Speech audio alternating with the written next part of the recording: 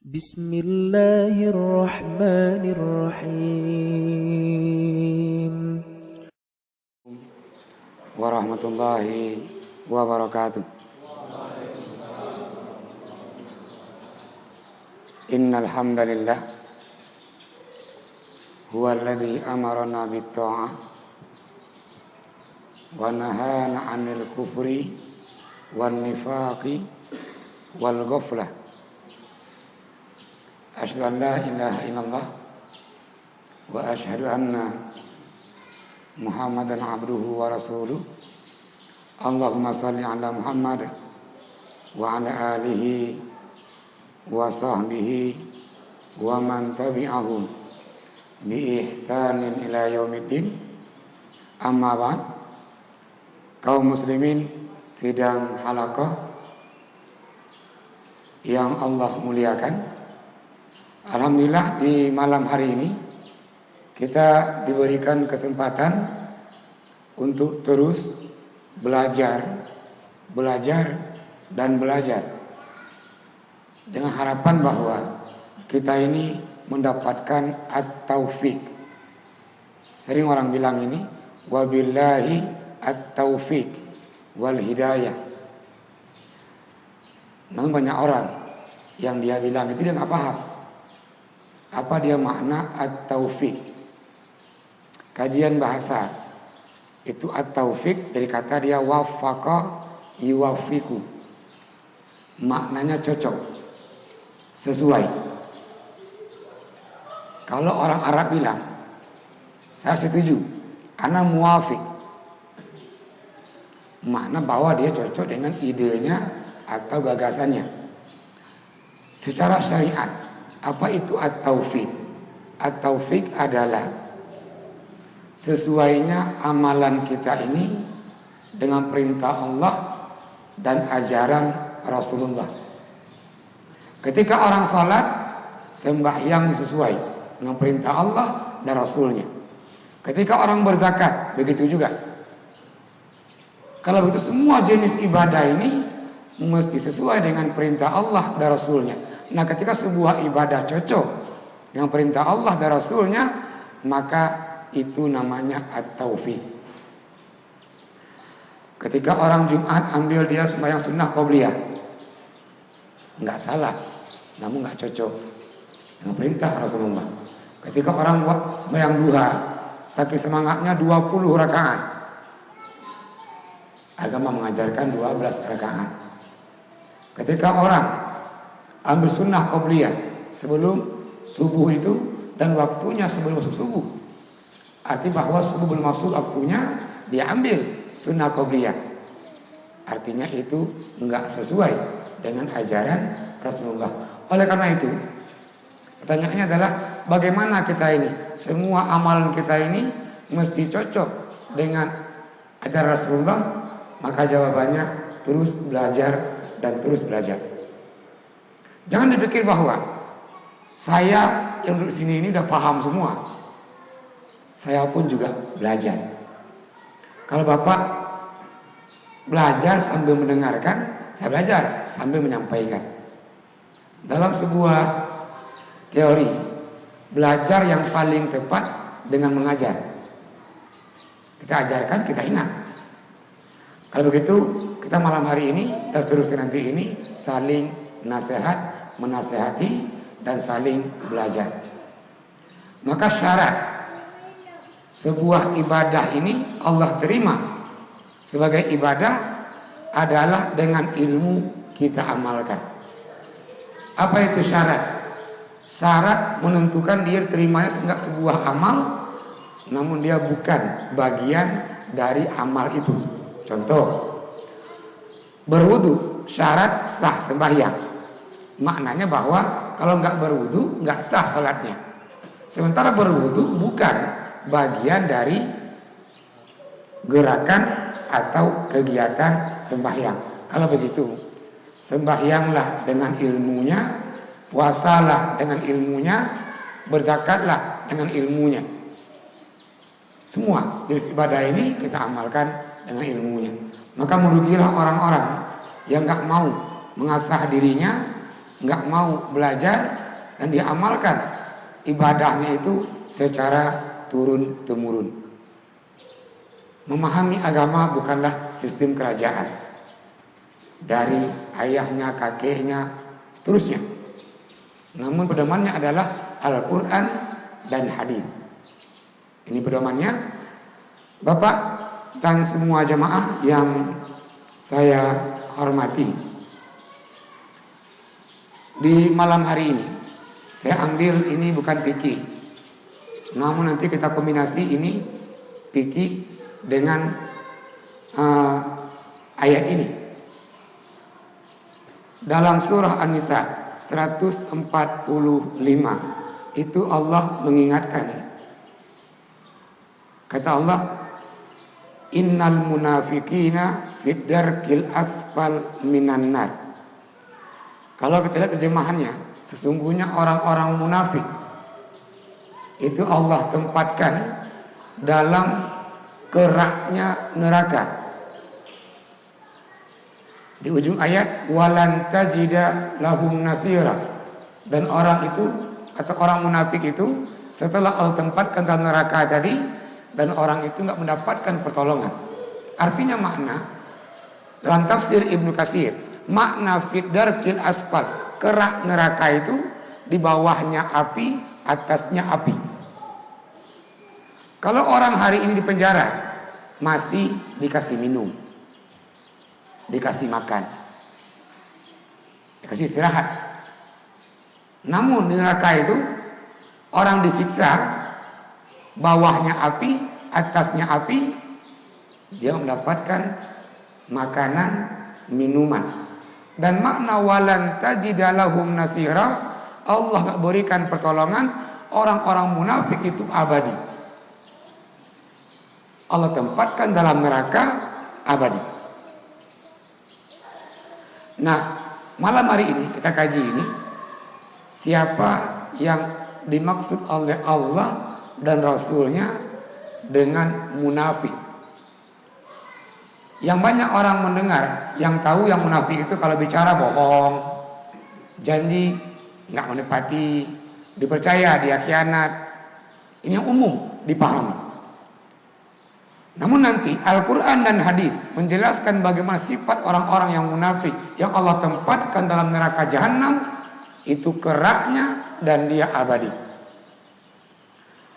Sebelum kita pahami itu, kita pahami kata munafik. Apa itu munafik? Dalam kajian bahasa, itu munafik orangnya. Sementara perbuatannya disebut dengan an-nifaq, nifakun. Nifak sifat munafiknya. Nah, orang yang bersifat demikian disebut dengan munafik. Kajian bahasa, apa itu munafik atau an-nifaq? Secara bahasa dia maknanya adalah inqita'u syai' au ikhfa'u syai'. Makna ikhfa'u syai' menyembunyikan sesuatu. Ini makna munafik. Kalau begitu, secara bahasa munafik maknanya menyembunyikan. Yang kedua, secara syariat atau definisi, apa itu munafik? Para ulama banyak menjelaskan ini, diantaranya Ibnu Qayyim al-Jauzi, juga Ibnu Jari mengatakan bahwa al-munafiq yukhalifu qauluhu fi'lahu. Orang-orang munafik itu enggak seiring perkataannya dan perbuatannya. Dia mengatakan bahwa dia beriman. Dia mengatakan bahwa dia umatnya Nabi Muhammad. Namun perbuatan dia enggak menampakkan dia orang yang beriman. Dalam acara ini dikatakan bahwa kami ini umatnya Nabi Muhammad. Nabi Muhammad enggak pernah tinggal sholat, dan dia enggak pernah sholat. Nah, kalau begitu, yang enggak seiring ucapan dan perbuatannya itu munafik. Definisi yang kedua menjelaskan ikhfa'u sarrihi wa izharu khairihi, menampakkan kebaikan-kebaikan, menyembunyikan keburukan-keburukannya. Ketika lagi dalam komplek ikut jamaah dia. Kalau lagi sendiri nggak sembahyang dia. Di dalam kompleks semua puasa Ramadan. Pas pulang kampung dia nggak puasa dia. Nah ini makna izharu khairihi, menampakkan kebaikan secara umum, menyembunyikan keburukan-keburukannya. Ini makna an-nifaq. Nanti an-nifaq, munafik itu terbagi dua dia. Yang pertama nifaqul akbar. Ini munafik secara i'tiqad. Dia mengaku beriman, namun dia nggak beriman secara keyakinan. Seperti Abdullah bin Ubay bin Salul. Artinya bahwa munafik bukan hanya hari ini. Masa Rasulullah udah ada. Dan banyak orang-orang munafik. Nah, i'tiqad ini keyakinan dia nggak meyakini Islam, namun pura-pura Islam. Itu dia munafik besar. Yang kedua, ini munafik amali. Dia orang beriman. Diakui Allah itu ada, Nabi itu benar adanya, Al-Quran benar adanya. Namun perbuatannya nggak mewujudkan dia itu orang yang beriman. Itu munafik amali namanya. Atau bahkan sebagian orang mengatakan itu munafik nggak sengaja. Kalau begitu banyak orang nanti ini kan kita kaji, tanpa dia sadari dia munafik. Banyak orang menuding yang lainnya munafik, sementara dia nggak tahu dia pun juga munafik. Sekarang kita kaji siapa munafik menurut Al-Quran dan hadis. Ini bukan pendapat ulama, bukan pendapat orang. Langsung Allah dan Rasulnya yang menyampaikan bahwa siapakah orang yang munafik itu. Yang pertama, dalam Al-Quran surah Al-Baqarah ayat ke-10 itu Allah katakan bahwa sifat orang munafik yang pertama, orang itu mengalami penyakit hati. Dia iri, dengki sama orang. Kalau sehari enggak ngomongin orang, enggak nyaman hidupnya. Al-Quran menyampaikan, ketika seseorang menyampaikan aib orang lain, itu sama dia memakan bangkai. Bukankah kita ketika bau saja semua orang mengelak? Namun orang-orang yang suka menyampaikan keburukan-keburukan orang lain, itulah pemakan bangkai. Dan dia munafik. Allah abadikan dalam surah Al-Baqarah ayat ke-10. Kalau begitu yang sakit hati hari ini, hatinya nggak bersih, suka menyakiti yang lain. Orang punya mobil dia susah, orang naik pangkat dia yang gelisah. Nah, kalau sudah ada ini sifat kemunafikan dalam diri kita, maka orang-orang yang mengalami penyakit ini pastikan kata Allah itulah orang yang munafik. Yang kedua, sifat orang munafik juga adalah takabbur. Itu Allah abadikan dalam surah Al-Munafikun, langsung ini Al-Munafikun ayat ke-5. Takabbur. Siapakah orang-orang yang angkuh, yang sombong itu? Yang pertama sifatnya adalah kata malhaq, menyembunyikan kebenaran. Karena angkuhnya dia, gengsinya dia tahu itu salah. Namun dia tidak mau mengakui depan umum. Nah, orang-orang seperti ini menyembunyikan kebenaran. Ciri orang sombong angkuh yang kedua itu adalah melecehkan orang lain, enggak menghargai orang lain. Maka itu juga sifat orang-orang yang takabur. Maka kalau begitu, orang yang susah dirubah, sampaikan agama, sampaikan kebaikan, salah satunya itu adalah orang yang takabur. Sampaikan, dia lebih tahu menurut dia. Maka yang mengalami sifat takabur, keangkuhan, kesombongan, orang itu juga munafik. Sifat yang ketiga, orang-orang yang munafik ini itu adalah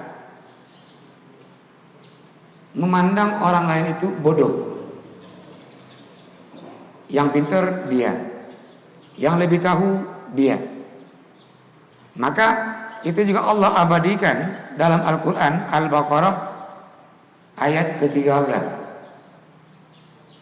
Ini yang melemparkan orang lain dengan bodoh. Ulaika humus sufaha. Kami nggak mau ikut, Ustaz, nggak mau ikut tengku-tengku kami. Kenapa? Bodoh-bodoh semua. Nah ini membodoh, memberikan level bodoh ke orang lain ini, itu pun juga bagian dari munafik. Terus yang keempat, saddun nas anil amali saleh, mencegah orang dari perbuatan amal soleh. Maju imam di masjid jadi imam, yang ribut dia, tengok imam kita bacaannya nggak pasti, doanya kurang. Ketika imam nggak ada kunut, tengok imamnya nggak ada kunut, nggak paham agama dia. Siapa jadi imam salah semuanya. Suruh dia nggak mau juga. Ini misalnya kita nih, yang A jadi imam salah, yang B salah, yang C salah. Kamu kalau begitu nggak mau juga. Maunya dia menyalahkan saja ini. Tanya gimana benarnya, nggak tahu juga. Maka yang asyik ini menyalahkan yang lainnya, itu pun juga munafik. Dan itu Allah abadikan dalam surah Al-Munafikun ayat ke-7. Sebelum kita buka pertanyaan ini diantara sifat orang-orang yang munafik juga itu adalah at-ta'akhur anil wajibat, lambat mengerjakan perintah, khususnya ini melalaikan sembahyang, takhirus salat. Itu kisah pernah kita angkat ketika seorang sahabat mencari Anas bin Malik, jumpanya di Masjid Nabawi dan belum sholat. Nah ketika orang-orang ini sembahyang subuhnya tak kala matahari terbit, sembahyang asarnya tak kala matahari tenggelam, secara hukum benar, namun orang ini bagian dari munafik. Itu pun juga Rasulullah sampaikan dalam hadis yang melalui hadis tilka salatul munafik. Maka orang-orang yang mengakhir-akhirkan sembahyang itu munafik. Lantas bagaimana orang yang tidak sholat? Wallahu a'lam. Dia sembahyang ini, orangnya sembahyang, namun mengakhir-akhirkan sembahyang, kata Rasulullah itu dia munafik. Nah, Allah hukum ini, yang munafik ini fidarkil asfad, neraka jahanam. Maka pastikan juga bahwa yang tidak sholat neraka jahanam. Terus orang munafik juga orang yang paling malas beribadah. Sembahyang malas, puasa malas, sedekah malas, berzikir malas. Itu Allah abadikan dalam surah An-Nisa. Itu bunyi ayatnya, idza qamu ila shalah. Kalau orang munafik itu diajak untuk sembahyang, qamu kusala, enggak mau, malas. Makanya hari ini malas sembahyang, malas baca Quran, itu juga munafik. Semua malas. Dan bahkan juga semua malas sembahyang jamaah. Ini hadis jelas menjelaskan. Orang-orang yang malas diajak berjamaah, nggak mau sembahyang jamaah, itu juga munafik. Kata seorang sahabat, Abdullah bin Mas'ud, dulu di masa kami, di masa para sahabat, itu orang-orang munafik pergi sembahyang jamaah, namun sembahyang jamaahnya 2 waktu, asar dan maghrib. Artinya dulu ini yang munafik saja ikut jamaah. Kami hadisnya, wa may takhallafu anna fahuwa munafikun ma'lumun nifaq. Yang enggak mau berjamaah itulah munafik tulen. Kalau hari ini kita katakan bahwa kita ini umatnya Nabi Muhammad, jamaahnya nggak pernah. Kita katakan hari ini, kita katakan ini pengikut Nabi Muhammad. Nabi mengajarkan sepanjang hidup beliau, dalam perang, dalam sakit beliau mendirikan jamaah. Itu Nabi. Kalau ada pendapat, kan ada sunnah muakkadah Ustaz. Coba pendapat para fuqaha. Namun yang hadis Nabi contohkan, Nabi nggak pernah meninggalkan jamaah dalam sakit sekalipun. Maka di poin ini sifat orang yang munafik juga yang malas sembahyang jamaah. Ya boleh yang mau bertanya sambil menunggu pertanyaan ini saya sampaikan lagi. Di antara sifat orang yang munafik juga itu takut kepada manusia, enggak takut kepada Allah. Segan kepada manusia, enggak segan kepada Allah. Kalau yang hadir halaqah pengajian ini karena segan sama komandan, ya sama. Contoh ini, hari ini ada peraturan bupati. Begitu azan berkumandang, semua toko-toko tutup, semua kedai kopi tutup, dan semua berangkat sembahyang jamaah. Tengok hari ini, hampir semua masyarakat mengamalkan perintah ini. Perebuk tadi, pas azan kumandang, tutup tokonya, tutup kedai kopinya. Yang jadi masalah adalah yang dalam kedai kopi nggak keluar, tetap dalam kedai kopi. Kan masalah kita ini, segan sama bupatinya, sama perebuknya, nggak segan sama Allah. Jadi makna tadi bagian dari sifat orang munafik.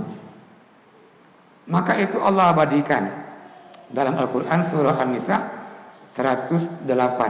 Yastakhfuna minan nas. Mereka takut kepada manusia, wala yastakhfuna minallah, namun enggak segan, enggak takut pada Allah. Maka hadirlah ke masjid jangan karena segan sama komandannya. Hadirlah ke halaqah ini jangan karena malu kalau enggak hadir. Namun tadi kita hadir ini karena Allah perintahkan, Rasul perintahkan. Bapak, kita duduk antara maghrib isya enggak lama ini, hanya 45 menit. Itu pahalanya lebih banyak ketimbang bapak duduk sembahyang setelah isya sampai subuh. 45 menit itu kita duduk, kita mengaji, kita pahami agama ini, itu kelebihannya jauh lebih besar pahalanya ketimbang orang sembahyang satu malam penuh. Siapa yang bilang? Nabi yang bilang. Maka dia beda. Sembahyangnya orang yang mengerti dengan yang enggak mengerti. Bahkan tidurnya orang yang paham agama lebih baik ketimbang sembahyangnya orang yang enggak paham agama. Ini enggak mengerti, ini sembahyang dia 20 rakaat, yang alim tidur. Namun lebih baik itu ketimbang sembahyangnya tanpa ilmu dia amalkan. Maka tadi, kalau mau setiap minggu ini mendapatkan pahala yang besar itu, gak lama, cuma habis maghrib menjelang isya, paling waktunya 35 menit. Namun pahalanya melebihi sembahyang satu malam. Maka dia mengatakan, iza marartum biriyadil jannah farta'u. Wahai para sahabat, kata Rasulullah, kalau kalian melewati taman-taman surga, mampirlah. Sahabat tanya, ya Rasulullah, kita masih hidup ini, di mana gerangan taman surga itu? Dia menjawab, halaqah zikr. Taman surga itu adalah di mana ada tempat pengajian, tempat menuntut ilmu. Itulah taman surga. Kalau begitu juga yang dikaji bukan menjelek-jelekkan orang lain, bukan membodoh-bodohi masyarakat umum. Kaji agama untuk diamalkan. Supaya apa? Mendapatkan fadilah tadi, taman surganya. Maka orang-orang yang menghadiri halaqah zikir itu, ini begini, banyak orang bilang, Ustaz, itu kan kami belum sholat, belum dapat hidayah. Kami nggak puasa ini Pak Ustaz, kan belum dapat hidayah Ustaz. Kami lagi nunggu ini. Nunggu apa? Nunggu hidayah. Bukan nunggu wangsit, saya bukan nunggu hidayah Ustaz. Nah, pertanyaannya, apa itu hidayah? Petunjuk. Mana petunjuk? Al-Quran petunjuk, Nabi petunjuk, akhlak muslim itu petunjuk. Artinya bahwa Allah sudah berikan ini petunjuknya. Al-Quran, hadis sebagai petunjuk. Yang jadi masalah, orang tahu sembahyang wajib, namun dia nggak amalkan. Orang tahu fadilahnya tahajud, namun dia nggak mengamalkan. Maka kita perlu namanya ma'unah atau i'anah. Apa itu? Pertolongan. Caranya minta sama Allah, ya Allah, a'inna ala zikrika wa syukrika wa husni ibadati. Supaya apa? Kita kuat menjalankan agama ini. Saya terkadang juga berpikir, hampir tiap malam datang ke tempat pengajian-pengajian. Saya pun juga hobi bola. Terkadang juga itu ada pengaruh. Habis maghrib main ini, Indonesia lawan Jepang misalnya. Wah, ini penentuan untuk masuk semifinal. Pilihannya ikut pengajian, mengisi pengajian di Masjid Duha malam itu atau bolanya. Ini kan godaan. Inilah tadi ini. Nah, ketika orang asik dengan bolanya, nggak pergi dia ke pengajiannya, maka ini pun juga munafik. Saya pergi pengajian. Supaya apa? Allah nggak tempatkan kita ini neraka aspal, keraknya neraka. Hari ini, televisi, internet, Android, inilah yang membuat kita ini lalai. Matanya lalai, hatinya lalai. Nanti kita kaji juga nanti ini. Apa hukumnya bagi orang-orang yang lalai? Itu bunyi ayat dalam surah Al-A'raf 179, walaqad zara'na li jahannama. Kami akan isi, kata Allah, neraka jahanam itu. Dua kelompok dia. Mana yang dua? Minal jinni wal ins, jin dan manusia. Nanti kawan-kawan yang mengisi neraka tidak akan mendapatkan lembu di neraka, ayam, dan seterusnya. Hanya isinya dua, cuma jenisnya manusia dan jin. Yang harap nanti mendapatkan burung atau kambing atau ayam di neraka jahanam, nggak ada. Kata Allah, isi cuma dua dia, minal jinni wal ins. Bagi siapa? Di penghujung ayat Allah menjawab, ulaika humul ghafilun. Itulah orang-orang yang lalai. Dia beriman namun lalai. Allah tempatkan neraka jahanam. Nanti habis kita kaji tentang munafik ini, kita kaji juga ini siapa yang Allah maksud dengan orang-orang yang lalai yang akan mengisi neraka jahanam. Iya, kaum muslimin yang saya hormati, ini yang pertama ini. Assalamualaikum ya Ustaz. Waalaikumsalam. Bagaimana kalau menceritakan keburukan orang lain kepada istri kita sendiri? Apa termasuk munafik? Ya, mungkin lebih tepat dia adalah apakah termasuk ghibah? Apa itu ghibah? Para ulama menjelaskan, dan Nabi ditanya, ya Rasulullah, ma hiyal ghibah? Ya Rasul, apa itu ghibah? zikruka li akhika bima yakrah. Nabi menjawab, ghibah itu adalah kamu sebutkan tentang orang lain, sahabat kamu yang dia nggak suka. Ya kawan itu ya, itu pencuri itu. Dia pernah curi ayam saya, pencuri dia. Nah, ini ghibah. Lantas sahabat kembali nanya, ya Rasulullah, kalau yang kami sampaikan itu benar adanya, apakah ghibah juga?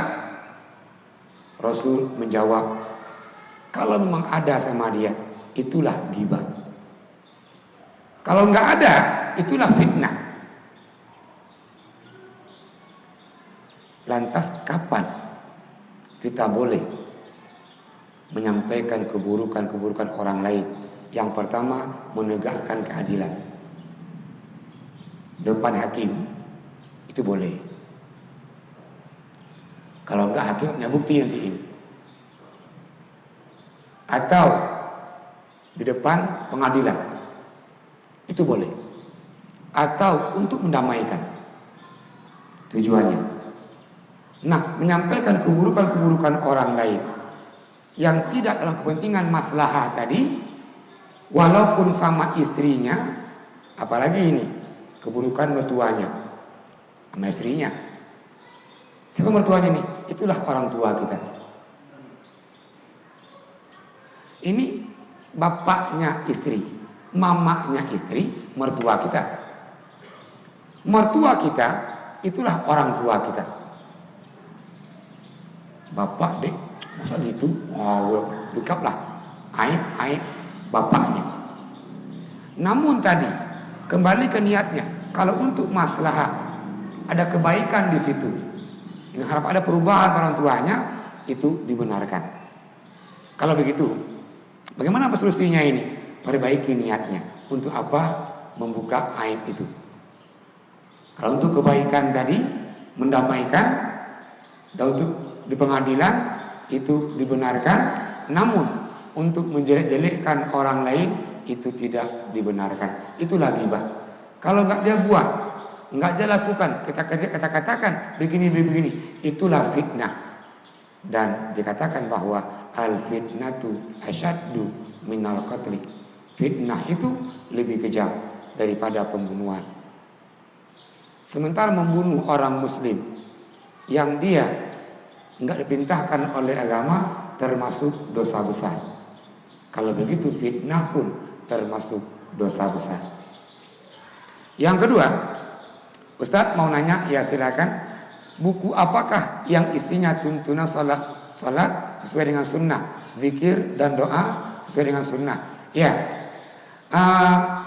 ini kitab banyak, memang kitab tentang kajian salat, kajian tentang zikir-zikir juga. Di antara mungkin yang saya rekomendasikan, kitab salat yang sesuai sunnah, yang sudah saya baca juga bukunya. Yang pertama itu adalah panduan sembahyang lengkap punya Hasbi As-Siddiqi. Itu bagus isinya. Yang kedua, salat lengkap 4 mazhab, itu terjemahan punya Arab malahan. Itu bagus juga. Karena begini, semua imam mazhab ini berdalil dengan hadis dan ayat. Kalau begitu semua imam mazhab juga sunnah.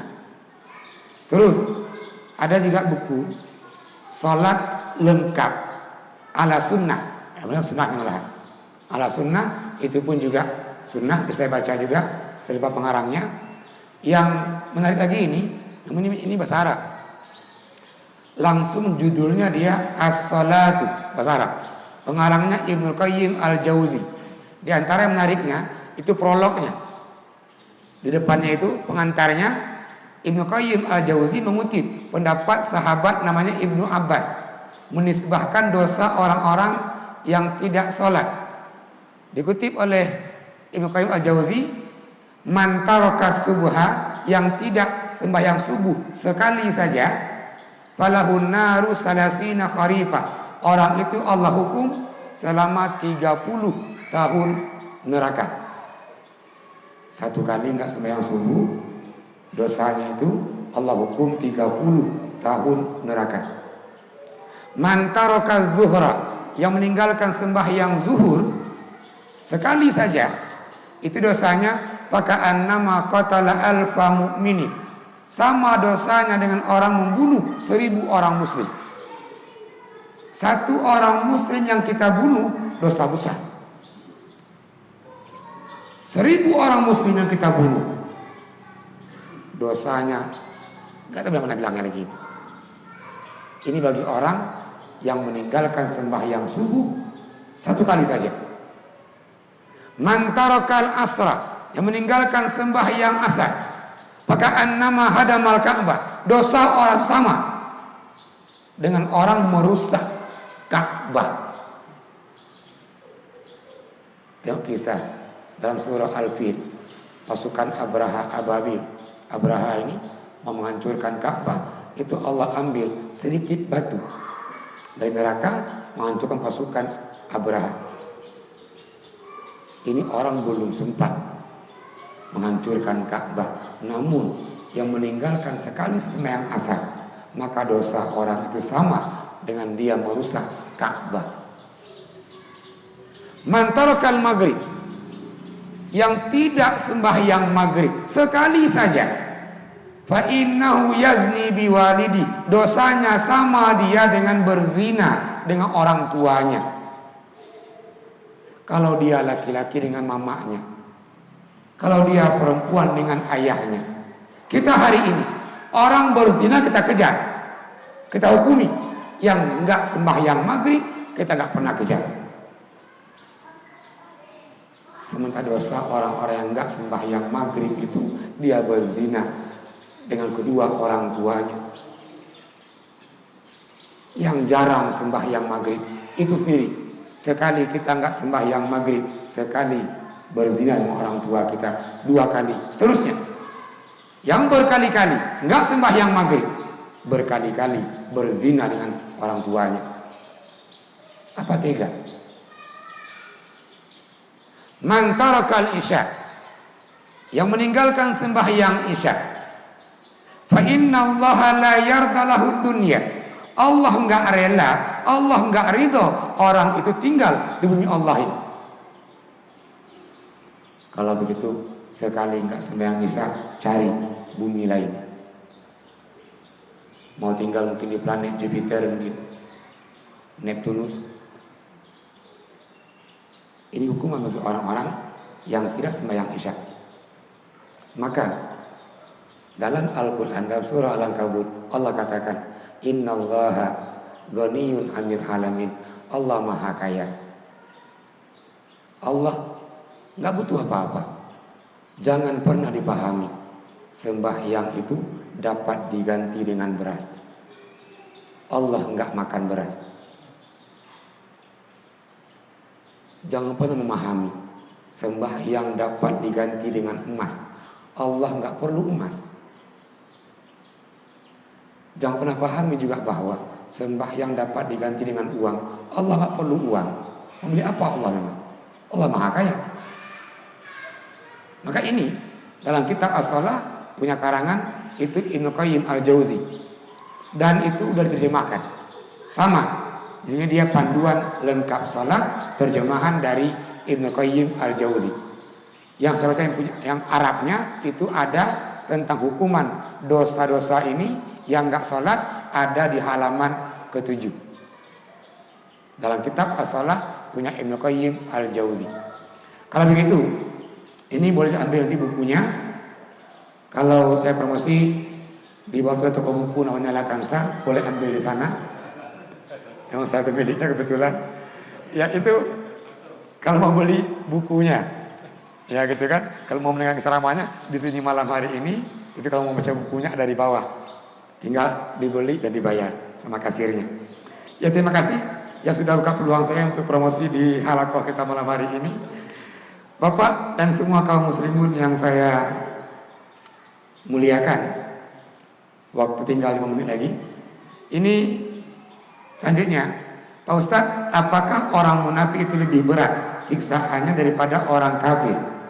Ya, ini hampir setara. Namun orang kafir jelas di atas. Paling besar ini kafir.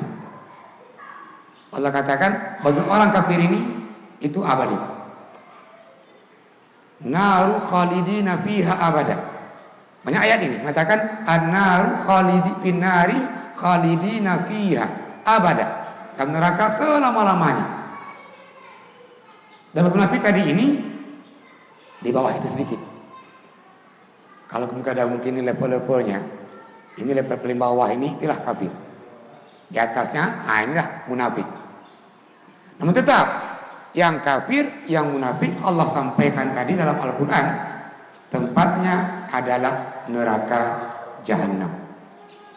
Yang sangat menarik.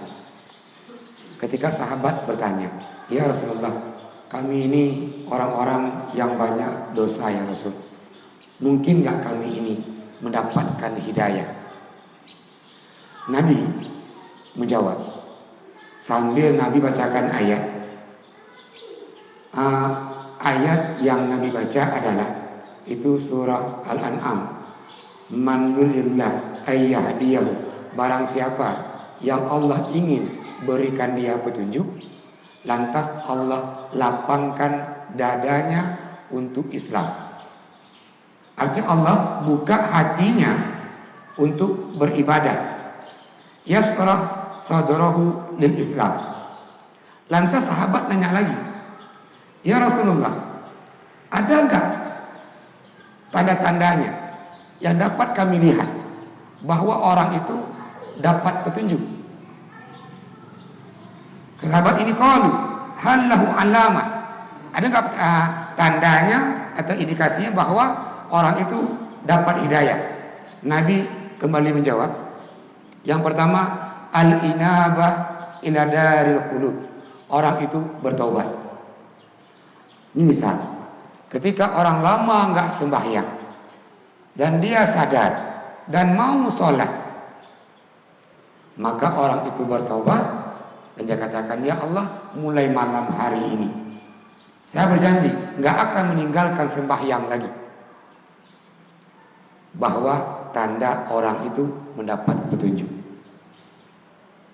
Yang kedua, Nabi sampaikan lagi ini, tanda orang mendapatkan petunjuk, wa tanahi andaril gurur. Orang enggak sibuk dengan dunianya. Bukan maknanya bahwa kita ini enggak boleh nonton TV. Bukan makna bahwa kita enggak boleh main game, enggak boleh main HP, enggak boleh nonton bola. Ketahuan bukan hadis. Hurima alaikumut televiziyun. Ada hadisnya. Diharamkan bagi kamu televisi. Ada hadisnya. Ada hadis mengatakan, hurima alaikum quratul qadam. Diharamkan bagi kamu main bola, sepak bola. Enggak ada hadisnya. Atau apakah boleh Ustaz minum kopi? Duduk di kopi. Tidak ada hadis menjelaskan hurimat alaikumul qahwa. Diharamkan kopi, duduk di kopi. Tidak ada hadisnya. Yang jadi masalah adalah ketika azan berkumandang, kita asik dengan TV-nya jadi togut. Allah panggil datang ke masjid untuk sholat, kita masih dengan kopinya jadi togut. Biasanya ketika orang minum kopi, azan berkumandang, kita nggak berangkat, terus minum kopinya, itu kopinya terasa lebih nikmat. Kenapa?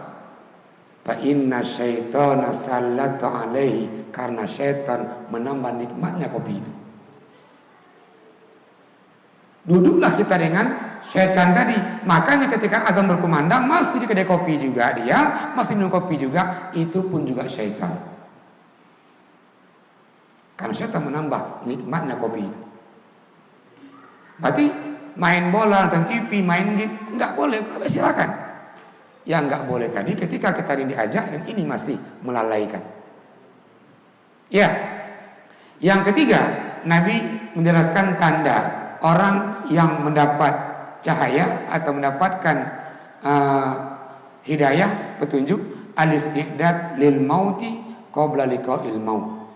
Orang itu mempersiapkan dirinya sebelum ajal datang menjemputnya. Kita ini Jangan pernah berpikir hidup selamanya. Nabi Muhammad langsung ditegur oleh malaikat Jibril.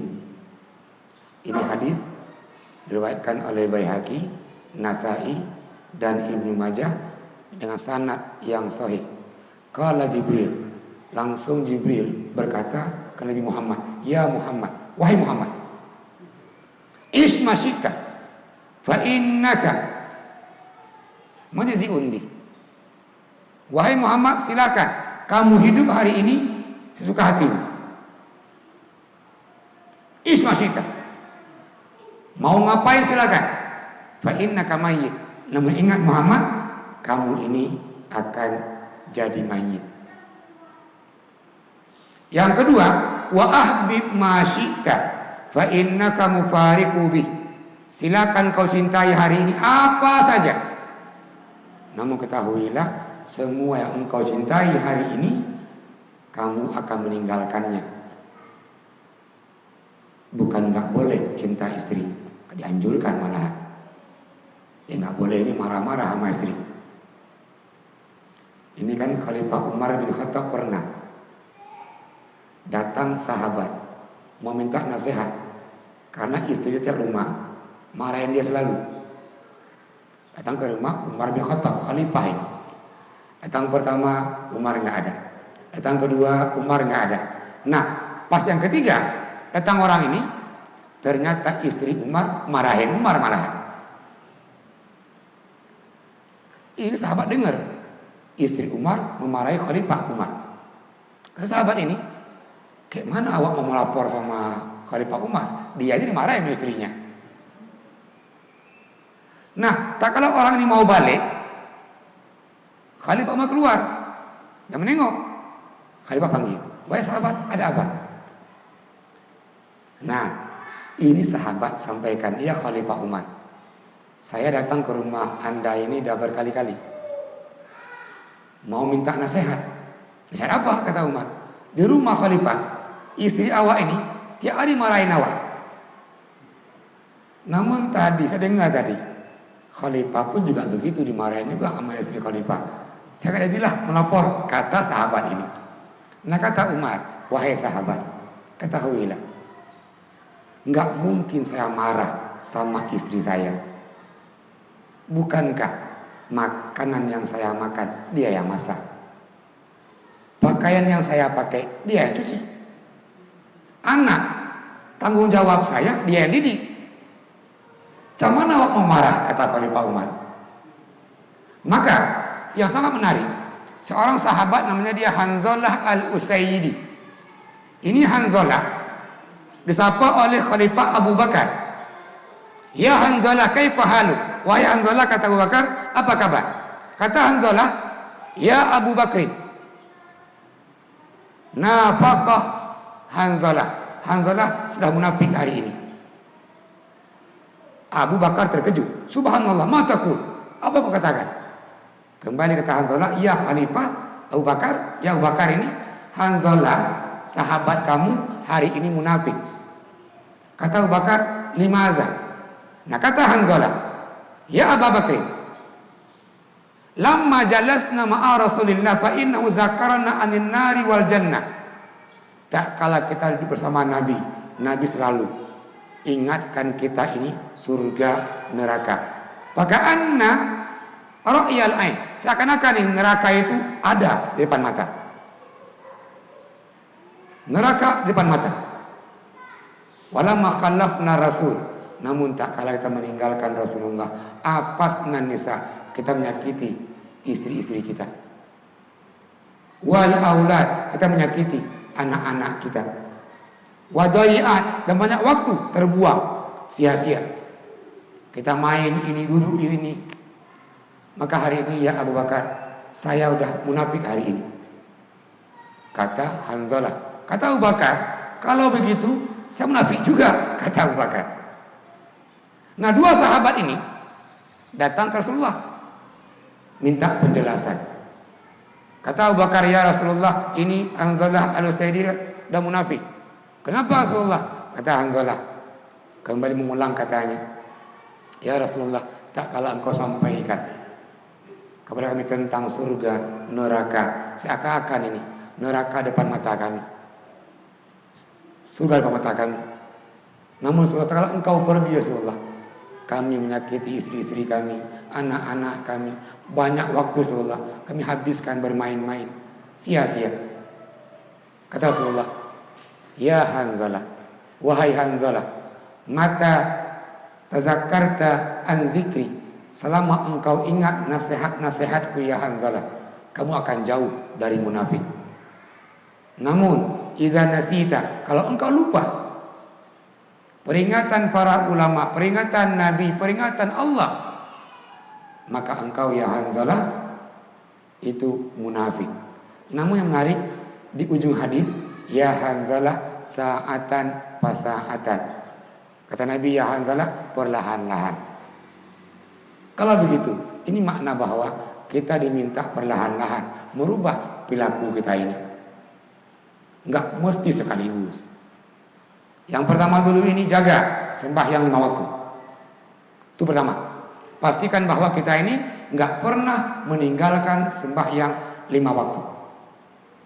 Kenapa saya ulang-ulang nasihat ini? Karena semua nabi nasihatnya ini. Nabi ke para sahabat nasihatnya jangan pernah meninggalkan sembahyang. Sahabat dengan sahabat.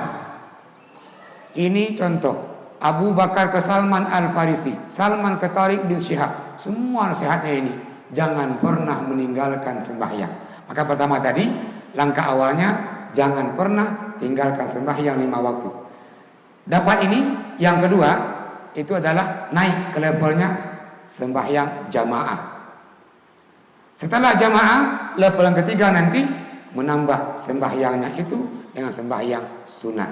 Kenapa? Fungsinya melengkapi sembahyang wajib, fardu yang kita amalkan. Ya, kaum muslimin sedang halaqah yang saya hormati, lupa lagi tadi ini.